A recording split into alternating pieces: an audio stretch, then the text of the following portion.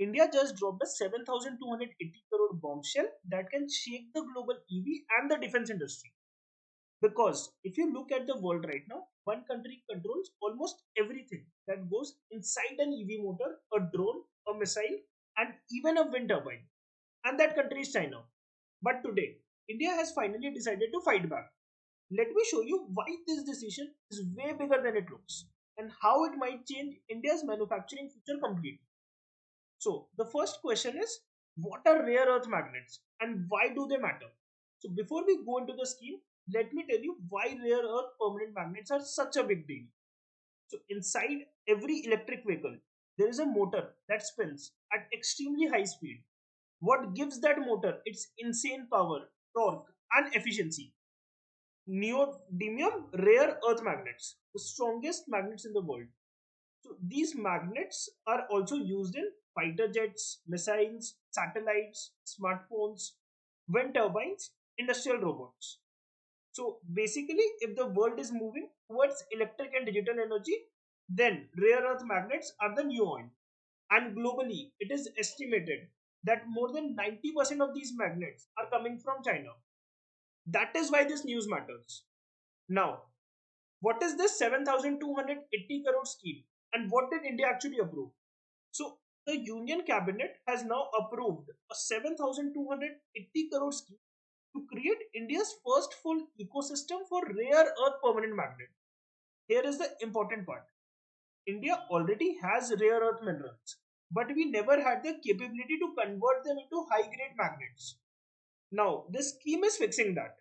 Under this plan, India will build an end to end chain. They will mine the rare earth ores.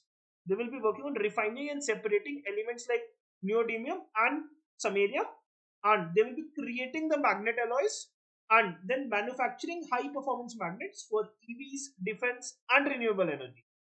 So this is not a small upgrade. This is India entering a global monopoly industry that only a handful of nations control. So the next question is, why is this a direct strike against China? Here is the geopolitical angle. So China has been using its rare earth dominance like an economic weapon. In 2010, during a dispute with Japan, China literally cut off rare earth exports. So Japan's electronic and auto industries almost collapsed. In 2023-24, China again restricted the export of certain magnet technologies. So imagine this. If India becomes dependent on China for magnets, our EV industry, our defense system, and our renewable energy future are all at risk. This 7,280 crore scheme reduces that risk dramatically. So instead of depending on China, India will now produce magnets inside the country, control the supply chain, and even export them in the future.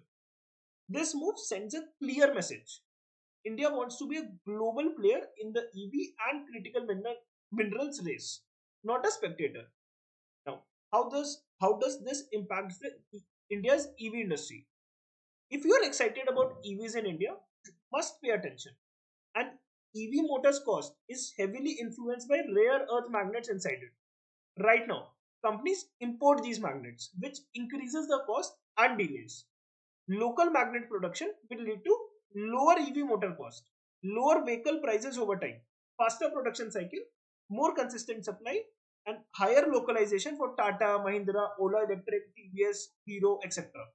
And here is the interesting part. India wants to become a global EV manufacturing hub.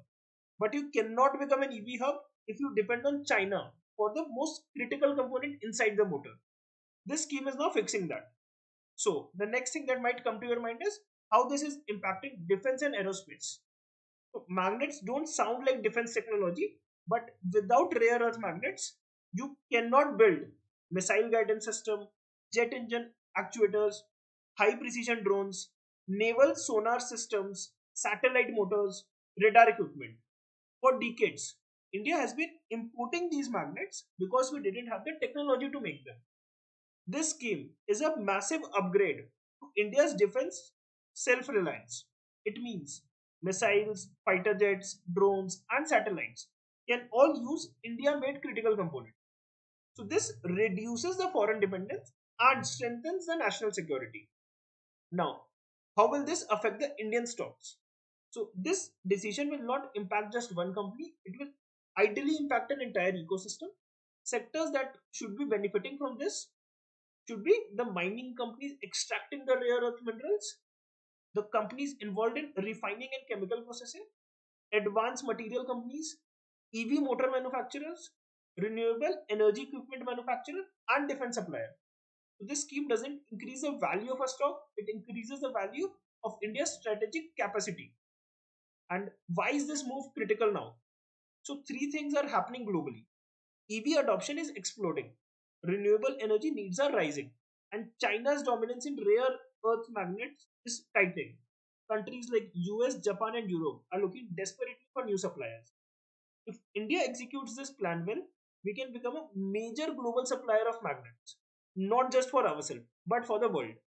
This is why this 7,280 crore scheme is not a small government announcement. It is a tectonic shift in India's industrial strategy. So, what is the conclusion or the bigger picture? So, if you think about it, this scheme represents something much bigger. For decades, India was stuck exporting low value minerals and importing high value finished products.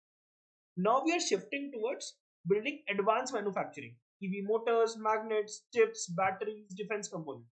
This rare earth magnet ecosystem is one of the most strategic pieces of that puzzle. So remember this.